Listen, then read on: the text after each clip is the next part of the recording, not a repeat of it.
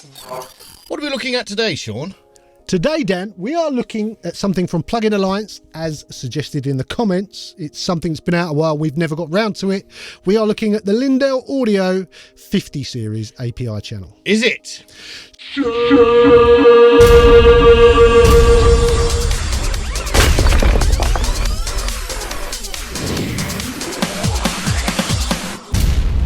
Very good. Very good. New intro style. Yeah.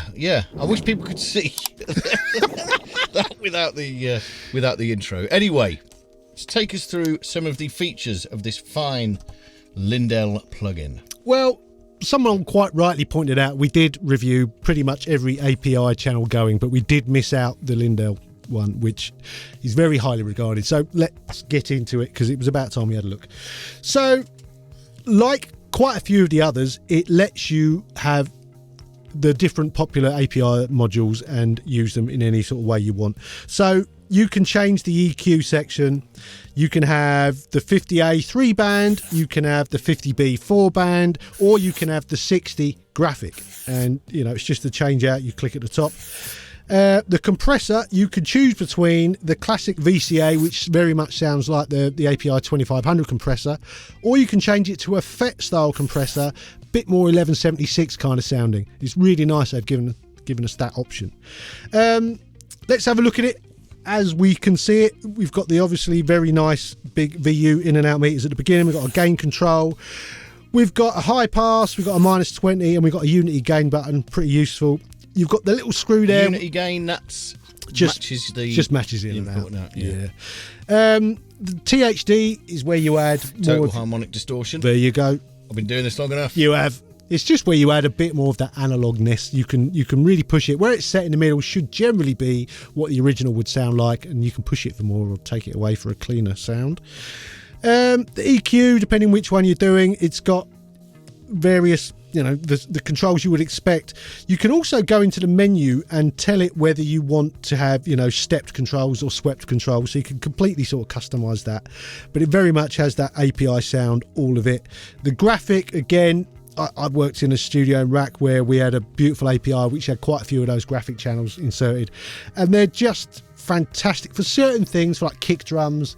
It's actually really useful. The graphic is the faders. Yeah, so it's like a graphic rather than a parametric. Does it work like a graphic EQ? Yeah, like it does. Phase, does it? Yeah, it does phase, isn't it? Graphic. It can create issues mainly because, you know, they're all interplaying a little bit. They sort of overlap, and they're very obviously fixed Q. Yeah. So it's a bit of a strange thing. So if you want to boost, if you push up 8K and 4K and 2K, you sort of get this ripple along the, you know, where they all sort of merge together. But it depends what you're using it for. For certain things, it really works.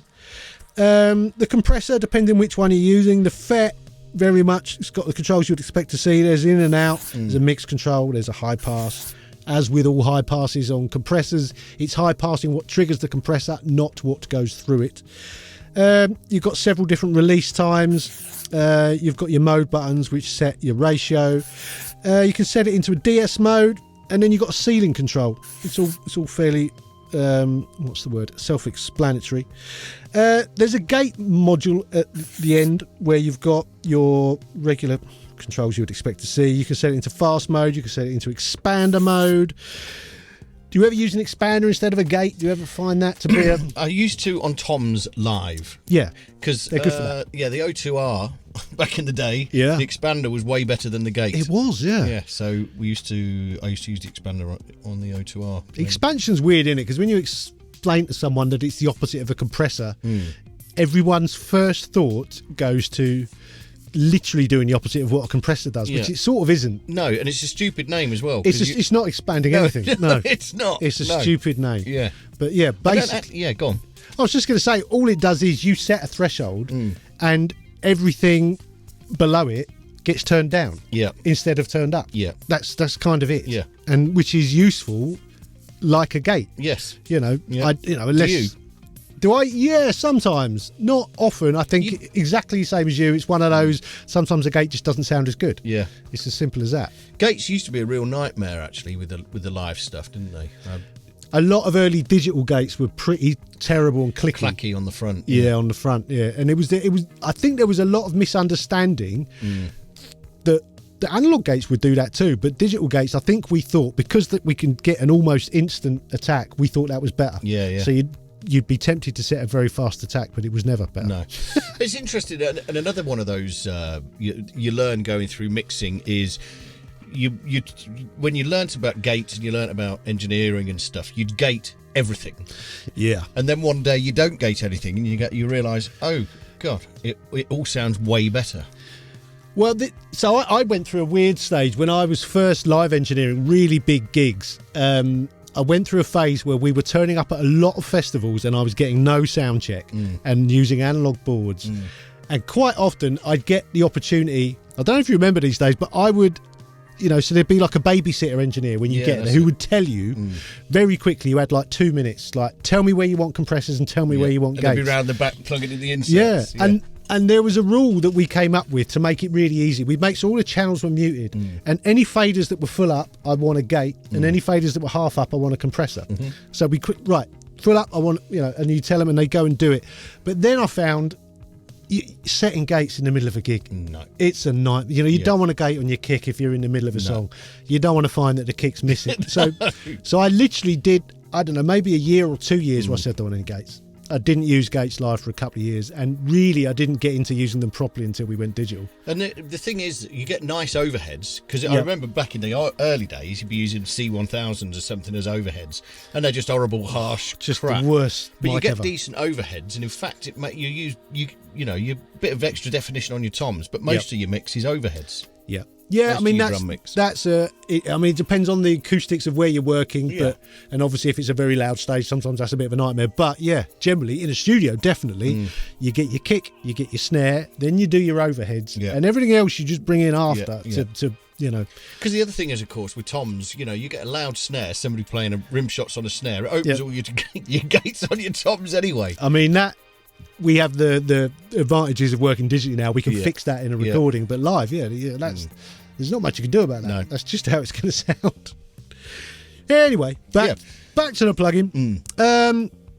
Where did we get? So we talked about the gate. We talked about We must have been on expansion. We were on expansion.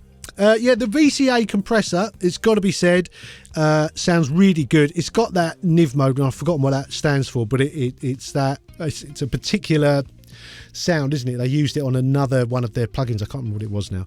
Anyway, it's an interesting sound. It's probably be on the screen about now, will it? Be on the screen about now, what it stands for. The FB button is to turn it into a feedback rather than a feed forward design. A feed forward design just means you compress and then the signal goes. A feedback design means the compressed signal is what is going back in. So it's sort of adding compression to compression. They sound very different. In fact, someone was commenting recently on a test we did where I set I think it was the PSP compressor to a feed forward setting, and everyone was complaining. It just sounded better. Sometimes it does, mess around with it.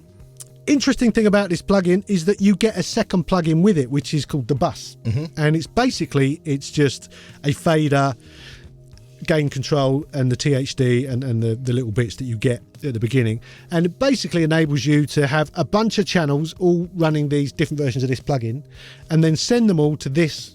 You don't have to send them to this, you can send them to something else, but it's just another chance to add the analog flavour of the API, so you could really sort of do a convincing API sounding mix. So would you have that on an aux in your DAW? No, you'd stick this on either a group or on your master.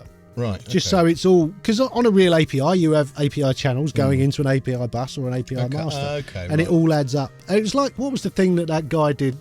I can't remember. Pulsar Modular did that thing, didn't they? Where there was a separate bit, and it was kind of, it was a bit confusing because it said, "Oh, this sounds exactly," you use it like a desk, and it's like you don't. It's just that's how it's designed to sound, as if everything's going through a desk. But yeah, I found it to be incredibly good sounding. I did a lot of A/B testing between this and my current favourite, which was the UAD version, and I could barely tell the difference. They are both very, very good. The one thing I will say is that because this is Plugin Alliance, there's a very good chance you're going to get it for $29.99. You mean it's not $29.99 already? Well, not all the time. Shall we get into that?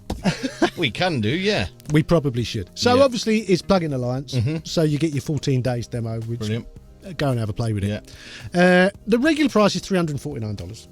No one's ever paying $349. But right now, and quite often, it's $29.99. They just did the 30 days of Christmas, didn't they? Plug-in Alliance. They do constant things constant like that. deals. Yeah. There's a rumour we need to talk about actually in a minute. Well, it's not a rumour. I think it's actually news now, but we'll get to it. Okay. I can barely contain my indifference. Oh no, you wait till you hear it. You'll be really indifferent then. Yeah. I think this plugin sounds very, very legit. The API that I've worked on 2 APIs in my life, both in Rack Studios, both built in 1976, both been there ever since. Both have a sound which is, I've recorded and mixed, I think. No, I've recorded on both, I've mixed on one of them. They have a very, very definite sound, which is pretty amazing. This can do that, but it's very subtle in that you won't really get that API sound if you insert it on a couple of things. If you insert it on a whole bunch of things, like maybe all your drums going through API channels, going to an API bus, that will give you a sound. It's subtle. You're not going to really notice it on one or two things. I think I'd use a bunch of it.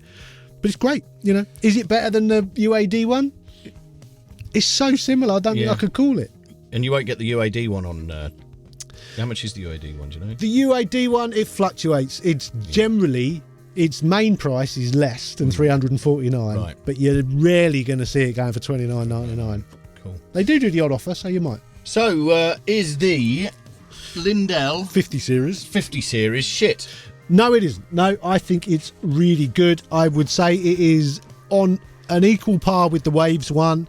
I love the interchangeability. I love the fact that I can have a FET compressor instead of the VCA compressor if I want. I think having that little bus added thing. Is it compatible cool. with... it's that's, you know, the UC1 controller from SSL. Yeah, that's compatible with pretty much anything now. It's got that plug-in, so I haven't done that yet, but I probably will. Yeah, very cool. I did actually buy it, by the way. You did? I didn't. I was demoing it.